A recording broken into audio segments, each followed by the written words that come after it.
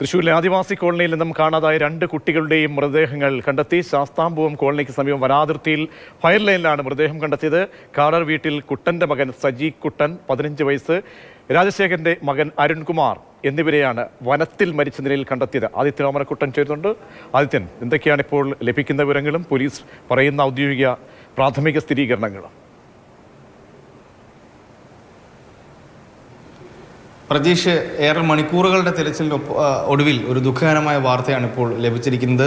തൃശ്ശൂരിലെ വെള്ളിക്കുളങ്ങര ശാസ്താംപൂവ് ആദിവാസി കോളനിയിൽ നിന്ന് കാണാതായ 2 കുട്ടികളുടെ മൃതദേഹങ്ങൾ കണ്ടെത്തിയിരിക്കുകയാണ്. ഇത് കഴിഞ്ഞ 2-ാം തീയതി ഉച്ചയോടെയാണ് ഈ കുട്ടികളെ കാണാതെയാകുന്നത്. അതിനുശേഷം ഇത്ര നാൾ കഴിഞ്ഞ് പരാതിപ്പെട്ടതാണ് ഇത്തരത്തിൽ ഇവരുടെ രക്ഷാദൗത്യം ദുഷ്കരമാകുന്നതിൽ നിർണായകമായത് കാരണം ഇത്ര ദിവസങ്ങൾ കഴിഞ്ഞാണ് ആ കുടുംബം പരാതിപ്പെടുന്നത്. ഈ കുട്ടികൾ എവിടെയാണ് കാണാതെ പോയത്, ബന്ധുവീടുകളിലോ അടുത്തുള്ള സമീപ പ്രദേശങ്ങളിൽ എവിടെയെങ്കിലും കാണുമെന്നുള്ള ധാരണയിൽ അവർ തിരച്ചിൽ നടത്തി.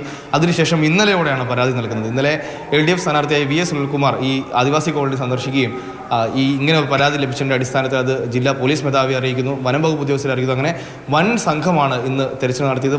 വനത്തെ തന്നെ 7ആയി തിരിച്ച്, കൊടുങ്കാടിനെ ഉൾവനത്തെ 7ആയി തിരിച്ച് 7 സംഘങ്ങളായി തിരിഞ്ഞ് 15 പേർ ഉൾപ്പെടുന്ന സംഘങ്ങൾ, അത് തന്നെ പോലീസും വനംവകുപ്പും പ്രദേശവാസികളായ ആദിവാസികളും ഉൾപ്പെടെയുള്ള സംഘങ്ങളായി തിരിഞ്ഞായിരുന്നു പരിശോധന നടത്തിയത്.